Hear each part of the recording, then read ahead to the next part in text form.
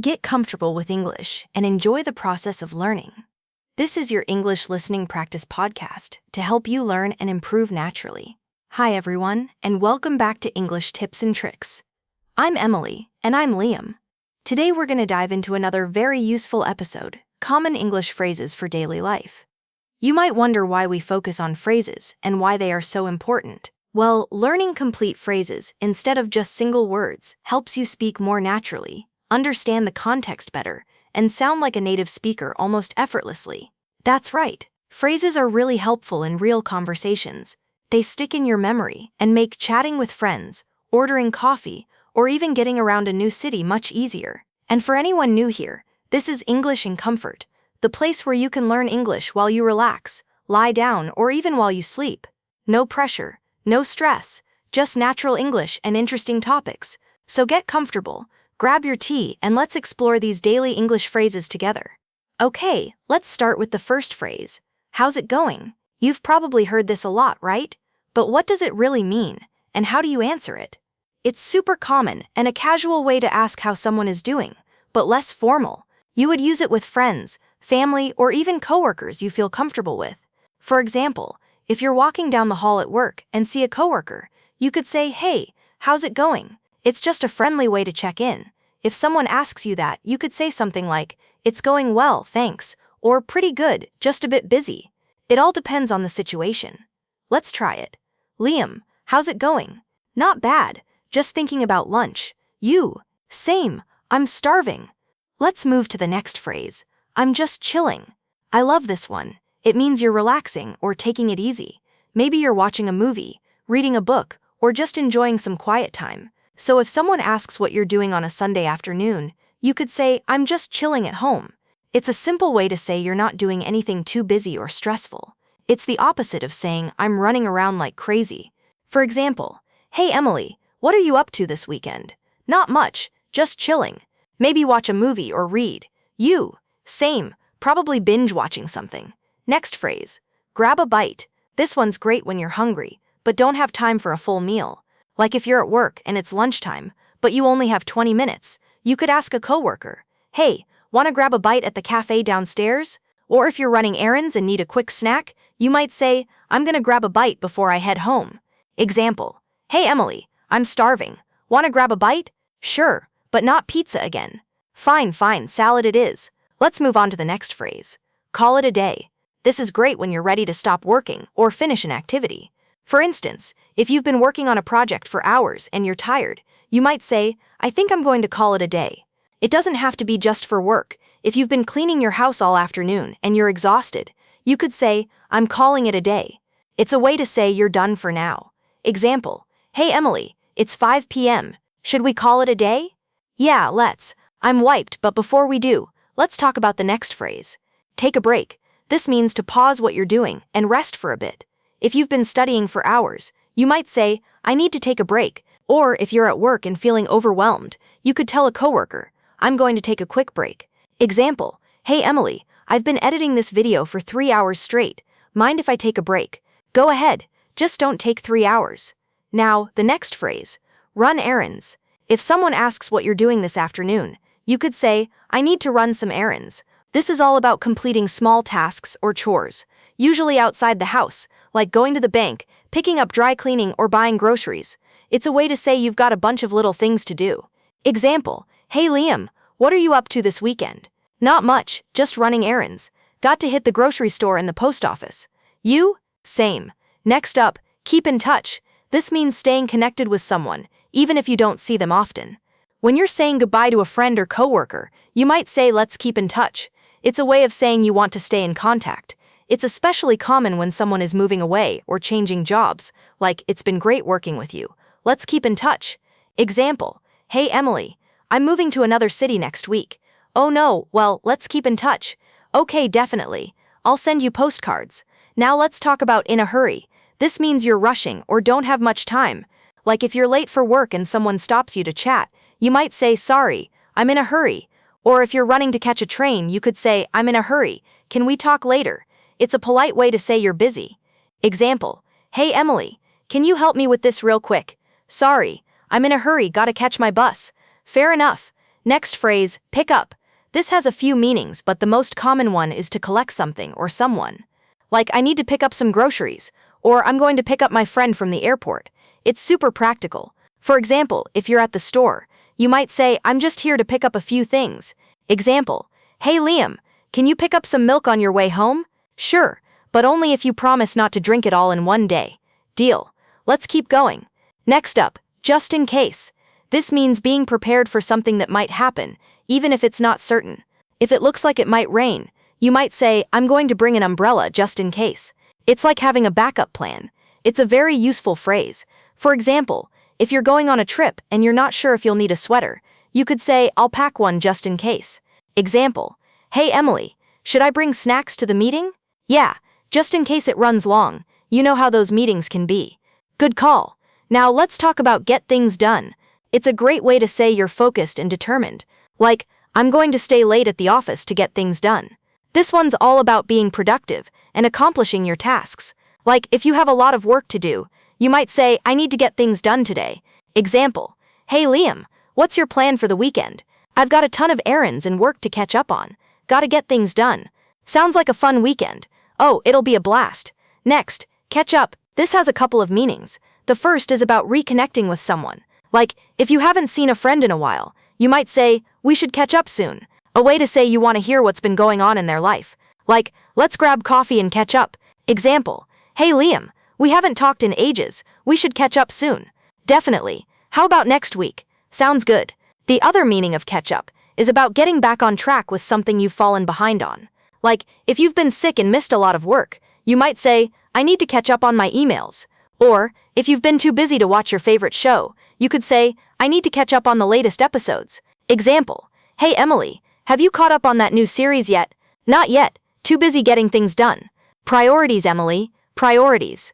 Now we have out of order. This one's pretty straightforward. It means something isn't working or is broken. Like, if you're at a cafe and the coffee machine isn't working, there might be a sign that says out of order. It's a way to say something's unavailable or broken. It's not just for machines though. If a service or system isn't working, you could say, the elevator's out of order, or the website's out of order. Example, hey Emily, the printer's out of order again. Of course it is. Why wouldn't it be? Now let's talk about on the go, meaning being busy and constantly moving. Like, if you're always running from one place to another, you might say, I'm always on the go. A great way to describe a fast-paced lifestyle. Like, I've been on the go all week. Meetings, errands, you name it. Example, hey Liam, how's your week been? Crazy. I've been on the go non-stop. Barely had time to eat. Sounds like you need to settle down. Which brings us to our next phrase, make the most of it. This means taking full advantage of a situation or opportunity. Like, if you're on vacation, you might say, I'm going to make the most of my time here. It's a way to say you're determined to enjoy or appreciate something fully. Like, I'm going to make the most of this weekend and relax.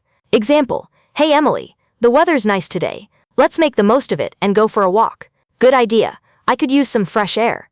Now, settle down. This one has a couple of meanings. The first is about calming down after being upset or excited. Like, if someone's really agitated, you might say, settle down, it's okay. It's a way to tell someone to relax. Like, settle down, it's just a game. Example, hey Liam, you're getting way too into this movie. It's a good movie, but fine, I'll settle down. The other meaning of settle down is about establishing a stable, permanent lifestyle. Like if someone's been traveling a lot and decides to stay in one place, they might say, I'm ready to settle down. To say you want stability. Like after years of moving around, I'm ready to settle down and start a family. Hey Liam, do you think you'll ever settle down? Maybe one day, but for now, I'm enjoying being on the go. Alright, let's keep going. Next up, hang out. This one's all about spending time casually with someone. No big plans, just relaxing together. Like if you're meeting a friend, you might say, want to hang out this weekend? It's a way to suggest doing something low-key, like watching a movie or grabbing coffee. Example, hey Emily, what are you doing later? Not much, just hanging out with some friends. You? Same, probably just hanging out at home. Now, let's talk about hit the road. This one's for when you're leaving or starting a journey. Like if you're about to start a road trip, you might say, let's hit the road. It's a way to say, let's get going. Or if you're leaving a party, you could say, it's getting late, time to hit the road. It's casual but clear. Example, hey Emily, the meeting's over. Should we hit the road? Yeah, let's. I've had enough of this place. Same. Now break the ice. It's about starting a conversation, especially in a situation where people might feel awkward or shy, like at a networking event or a party. Like if you're at a conference and want to talk to someone, you might say, I'll break the ice by asking about their job. Example, hey Liam, how do you usually break the ice? I just ask people about their pets. Everyone loves talking about their pets. Good strategy. Get the ball rolling. Starting something like a project or a discussion. Like, let's get the ball rolling on this new assignment. It's a way to say, let's start this thing and keep it moving. Like, we need to get the ball rolling on planning the event. Example, hey Emily, we've been talking about this podcast for hours. Should we get the ball rolling and actually record it? Good idea. Let's do it. What's up? You've definitely heard this one before, right? Hey, what's up? It's one of those phrases people throw around all the time. It's basically a casual way to ask what's happening, or how you are, but way less formal. You'd use it with friends, or people you're comfortable with, or even someone you're just being friendly with. Like if you're walking into a cafe and see someone you know, you might say, hey, what's up? And if someone asks you that, you could say something like, not much, just hanging out, or hey, what's up with you? Let's try it with an example. Liam, what's up? Not much, just thinking about what to have for dinner. You? Same, I'm craving something spicy. Oh, now I'm hungry. Alright, moving on to the next phrase. Long time no see. This is one of those phrases that's perfect for when you haven't seen someone in a while. Like if you bump into an old friend at the park, or run into a coworker after a long break, it's a quick way to say, hey, it's been a while. And they might respond with something like, I know, right? What have you been up to? Ask ChatGPT. It's a nice way to reconnect without it feeling forced. Example, hey Liam, long time no see. Oh hey Emily. I know, right? It's been forever. How's everything? Not bad, just busy with work. You? Same here, we should catch up properly soon. Definitely. Next phrase, I'm beat. This one's great for when you're really tired. I'm beat. I use this all the time, like after a long day at work or running around doing errands. It's a quick way to say you're exhausted. It's super common, so if someone asks how you're doing, you could say, I'm beat. I just finished a big project. Or if you're out with friends and they ask if you want to stay out longer, you could say, nah, I'm beat. I'm heading home. Let's try with an example. Liam, how are you feeling after that workout? I'm beat. I need a nap. Oh, same. I also need a nap. Moving on to our next phrase. It's a piece of cake. This one's fun because it's not about actual cake. Well, unless you're baking, I guess. That sounds a little weird when you think about it, but it basically means something is really easy. Like if someone asks you, how was the test, and you found it super simple, you could say, oh, it was a piece of cake. Let's try it. Okay, Emily, how was that presentation you were working on? Oh, it was a piece of cake. I practiced so much that it felt effortless. Nice. Wish I could say the same about my last meeting. Oh no, what happened? Let's just say it wasn't a piece of cake. Fair enough. Okay, next phrase. Next up, let's call it a night. It means you're done for the day and ready to stop whatever you're doing, usually to go to bed or relax. It's similar to let's call it a day, but specifically for the evening. Like if you're out with friends and it's getting late, you might say, all right, let's call it a night. Or if you're working late and finally decide to stop, you could say, I'm exhausted. Let's call it a night. Let's try it. Liam, it's almost midnight. Should we keep working on this project? Let's call it a night. We can finish it tomorrow. Agreed. My brain's officially done for the day. But I'm running late, which is our next phrase. This is super useful for those days when everything seems to take longer than planned, right? It's a quick way to say you're behind schedule. Like if you're supposed to meet someone at 3 but you're still at home at 2:45, you might text them, hey, I'm running late. I'll be there in 20 minutes. It's a polite way to let someone know you're not going to be on time. You could also use it at work if you're stuck in traffic and need to let your boss know. Let's try it. Emily, are you ready to leave? We're supposed to be there in 15 minutes.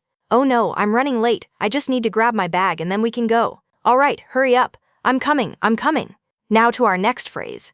Hold on a second. This phrase is super handy when you need someone to wait for a moment. It's like saying, give me a minute, but even quicker. You might use it if you're on the phone and need to check something, or if someone's talking to you and you need to finish what you're doing first. Or if you're on the phone with a friend and they ask you a question you need to think about, you might say, hold on a second. Let me check. Let's try it. Liam, can you help me with this report? Hold on a second. I just need to send this email. No problem. Next up, it slipped my mind. This one's perfect for those moments when you forget something. Yeah, it's a casual way to say, I forgot. Like if someone asks, did you send that email? And you realize you didn't. You could say, oh no, it totally slipped my mind. It's a little softer than just saying, I forgot. So it's great for situations where you don't want to sound too careless. For example, if a friend reminds you about plans you made and you realize you forgot, you could say, oh, it slipped my mind. What time are we meeting again? Let's try it. Emily, did you remember to bring the notes for the meeting? Oh no, it slipped my mind. I'll go grab them real quick. Hurry, the meeting starts in 5 minutes.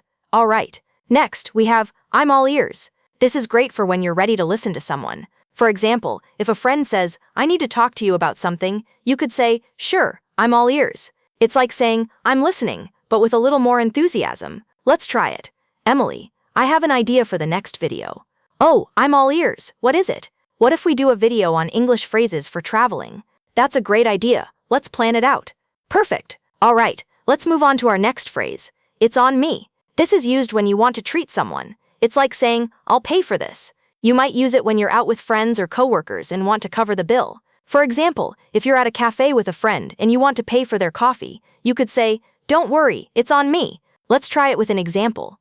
Okay, Liam, let's grab lunch. Sounds good. Where do you want to go? How about that new sandwich place? Sure, and don't worry about paying, it's on me. Really? Thanks. No problem. Next up, let's play it by ear. This one's good for when you're not sure about plans and want to stay flexible. It's like saying, let's see how things go and decide later.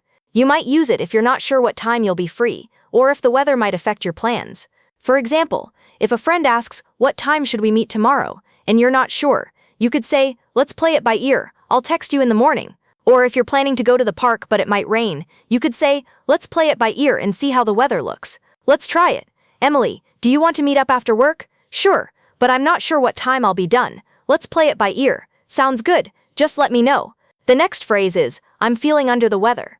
This one's great for when you're not feeling well. It's a polite way to say you're sick or not feeling 100%. You might use it if you need to call in sick to work or cancel plans. For example, if a friend asks how you're doing and you're not feeling great, you could say, I'm feeling a bit under the weather today. Let's try it. Emily, are you coming to the meeting? Actually, I'm feeling under the weather, so I think I'll stay home. Oh no, feel better soon. Thanks. Let's move on to our next phrase. Let's hit the hay. This one's great for when you're ready to call it a night and go to bed. For example, if you're out with friends and it's getting late, you could say, all right, I'm exhausted. Let's hit the hay. It's a casual way to say, let's go to sleep. You might use it after a long day, or when you're just feeling tired, or if you're at home and ready to sleep, you might say, it's been a long day, let's hit the hay. Next up, it's not a big deal. This one's great for when something isn't as important or serious as it might seem. Yeah, it's like saying don't worry about it, or it's not a problem. You might use it to reassure someone, or downplay a situation. For example, if someone apologizes for being a few minutes late, you could say, it's not a big deal, don't worry about it. Let's try it. Liam, I'm so sorry I forgot to bring the book. It's not a big deal. You can bring it tomorrow. Our next phrase is, I'm just pulling your leg. This one's fun because it's all about joking around. It's like saying, I'm just kidding, or I'm teasing you. You might use it when you're joking with someone and want to make sure they know you're not serious. For example, if you tell a friend something outrageous and they look shocked, you could say, relax, I'm just pulling your leg. Let's try it. Emily, did you hear? They're giving everyone a month off work. What, really? Just kidding, I'm just pulling your leg. Oh, you got me. Gotcha. Next up, let's get down to business. This one's great for when it's time to focus and get serious. It's like saying, let's start working, or let's focus on the task at hand. You might use it at work, in a meeting, or even when you're studying with friends. Let's try it. Emily, we've been chatting for a while. Should we start the project? You're right. Let's get down to business. We only have an hour left. Let's move on to our next phrase. I'm in the same boat. This phrase is great for when you're in the same situation as someone else. Yeah, it's like saying, I'm dealing with the same thing. You might use it to show empathy or solidarity. For example, if a friend says, I'm so stressed about this deadline, and you're also stressed about a deadline, you could say, I'm in the same boat. It's been a crazy week. Example, Liam, I'm so behind on this project. I'm in the same boat. I've been working on mine all day and still have so much to do. Deadlines are the worst. Agreed. Next up, it's up to you. This is for when you want to let someone else make the decision. It's like saying, you choose, or it's your call. You might use it when you're okay with whatever someone decides. Let's try it. Emily, should we get pizza or sandwiches? It's up to you. I'm good with either. Let's go for pizza then. Okay. Next phrase is, I'm swamped. This one's great for when you're really busy or overwhelmed. It's like saying, I have way too much to do. You might use it at work, school, or even at home if you've got a lot going on. For example, if someone asks if you can help them with something and you're already overloaded, you could say, sorry, I'm swamped right now. Maybe later. Let's try it. Emily, can you help me with this report? Sorry, I'm swamped. I've got 3 deadlines due today. No worries. I'll ask someone else. Okay, last phrase. Let's wrap it up. This is for when it's time to finish something. For example, if you're in a meeting and it's time to wrap things up, you could say, all right, let's wrap it up. We'll continue next week. Throw someone under the bus. You've probably heard this in movies or at work. It means blaming someone else to save yourself. For example, imagine you're working on a group project and your teammate messes up, but they tell the teacher you didn't do your part. That's throwing you under the bus. Like when my friend forgot to book tickets and told everyone I messed it up. Total bus throwing. Let's try a quick example. Liam, did you finish the report? No, but Emily didn't send me the data. Throwing me under the bus already. Harsh. Next phrase. Spill the beans. This has nothing to do with actual beans. It means revealing a secret. Like if your friend accidentally tells you about a surprise party, or if your coworker whispers, the boss is quitting, and you shout, what now? Everyone knows you spilled the beans. So if someone says, don't spill the beans, they mean keep it a secret. Let's practice. Emily, guess what I heard? Sarah is, wait, stop, are you about to spill the beans? I'm joking. All right, let's head to our next phrase. Hit the nail on the head. And no, we don't mean hitting for real. It means someone is exactly right. If your friend says, you're stressed because you're working too much, and you're like, yes, you hit the nail on the head. Or my roommate once said, you hate mornings because you stay up gaming. I said, he hit the nail on the head. He's annoying. But he wasn't wrong. Yes, he wasn't wrong. Let's try with an example. Liam, why do you think learners struggle with advanced phrases? Maybe because textbooks don't teach them. Hit the nail on the head. Next up, think outside the box. This means being creative or doing something differently. Like if you're stuck on a problem at work and your boss says, let's think outside the box. Or imagine you're writing an essay and your teacher says, don't just repeat the textbook. Think outside the box. If someone says this, they want you to get creative. Call the provider. Boring. Think outside the box. Maybe move the router, or use a tinfoil antenna, or just stop streaming cat videos the whole day. All right, next phrase. Take it with a grain of salt. It means don't believe something completely. Like if your friend says, this app will make you fluent in a week, you should take what he said with a grain of salt. My cousin says the new cafe has magic coffee. I'd take it with a grain of salt. Yeah, their magic coffee tastes like muddy water. Trust me, I rarely take advice like these from my friends, like once in a blue moon. Once in a blue moon, which is our next phrase. It means something happens very rarely, like I eat fast food once in a blue moon, or my cousin calls me once in a blue moon. She only calls when she needs something. So you use this for things you do almost never. Let's try with another example. Liam, how often do you go to the gym? Once in a blue moon, and then I regret it for days. Same here. Let's move on to our next phrase. On the same page. This means everyone agrees or understands the plan. Like when you're planning a trip with friends and someone says, let's make sure we're all on the same page about the budget. Oh, like last week when I thought camping meant a cabin with Wi-Fi, and my friend brought a tent. We were not on the same page. Example. Liam, what's our plan for the podcast next week? Record a video. Details, Liam. See? Not on the same page. We need to discuss it later. Fine. Next up, cutting edge. It means super modern or advanced. Like this phone has cutting-edge tech, or the hospital uses cutting-edge treatments. But it's not just tech. My friend calls her new baking oven cutting-edge because it has 20 settings. My sneakers are cutting-edge. They've got this weird gel that's supposed to make me run faster. I still hate running though. Next phrase. Back to the drawing board. It means starting over after a failure. Like if your cake burns, you sigh and say, back to the drawing board. Or when I tried to fix my bike and it literally lost a wheel. Yeah, back to the drawing board. Let's try it with an example. Liam, how's your learn Spanish in a week plan going? Hola, that's it. Back to the drawing board. Next, burn the midnight oil. This means working late into the night, like when you're studying for an exam or finishing a big project, or when you stay up until 3 a.m. trying to fix your laptop. I was burning the midnight oil and also burning my brain. Let's try an example. Liam, why do you look so tired? I was burning the midnight oil playing video games. Don't judge me. The next phrase is, the ball is in your court. No, this isn't about tennis. It means it's your turn to decide or act. Like if your boss says, I've given you the data, now the ball's in your court. Or if your friend says, I've invited everyone to the party, the ball's in your court to bring snacks. Let's practice. Okay, Liam, I've booked the tickets. The ball's in your court to plan the rest. Wait, what? I thought you were handling that. Nope, ball's in your court. Next phrase, cost an arm and a leg. This means something is very expensive. Like, this designer bag costs an arm and a leg. Or, my gym membership costs an arm and a leg, and I haven't gone in months. Let's try an example. Liam, why didn't you buy that new phone? It costs an arm and a leg. I'd have to sell my actual arm to afford it. Fair, but maybe stop buying $10 smoothies every day. Hey, those smoothies are essential. Next we have, sit on the fence. This means you can't decide or you're staying neutral.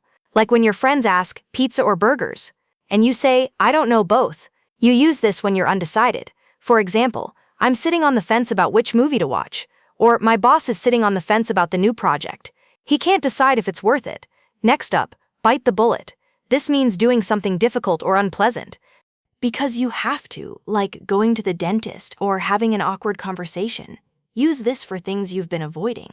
Like when you finally clean out your closet because it's overflowing.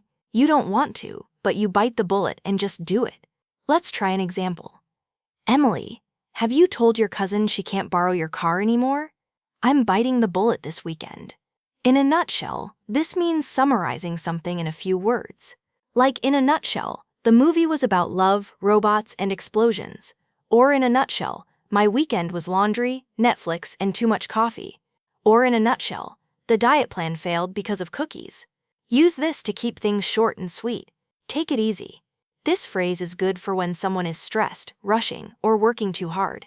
It's like saying relax or don't worry. Imagine your friend is panicking about a deadline, and you could say, hey, take it easy. You've got time. Let's try it. Okay, I'm so stressed about my presentation tomorrow. Take it easy, Liam. You've practiced so much, so you'll do great. Thanks.